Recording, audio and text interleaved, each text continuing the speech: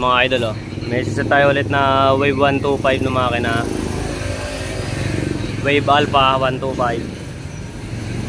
And kakapit natin 6.8 na cams, valve seal, tsaka 57mm bore. Meron din to kasama na 28 na carb. Yan, salpak natin yan.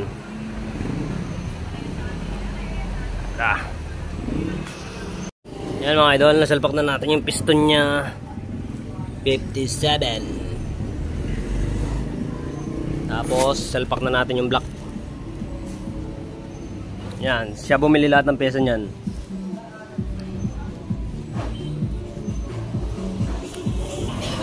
Yan mga idol, naisalpak na natin 57.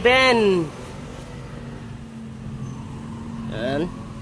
Tapos yung head, itong head, ipoport natin to. Tapos babawasan natin ng valve retainer para hindi mabot sa valve seal. Mamaya papakita ko paano ko tinabas yan. Let's go.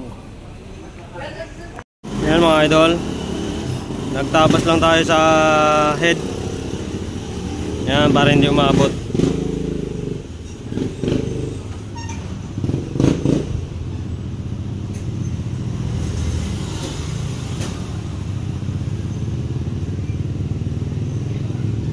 Labo ng camera ko pati dito sa kabila.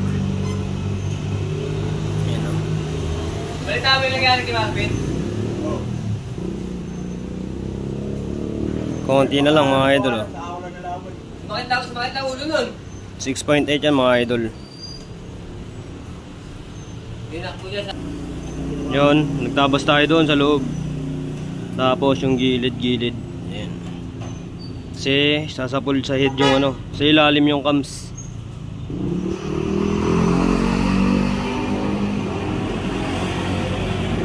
Yan, tapos popart na lang natin ito mga idol. Yan mga idol, tinabas natin yung niya. Ito yung lumang lagayan niya ng circlip. Ngayon tinabasan natin itong taas. Doon natin nililipat sa pinakataas para lumubog yung valve, hindi abutin yung valve seal. Yan, tapos tinabas ko na rin tong harapan, yung nasa dulo, tinabas ko na rin yan. Yan, pag sinalpak natin yan, lubog na yung valve, hindi naabutin yung pati ito tatabasin natin to, kakalatin natin yan. Bakit ako sa inyo mamaya.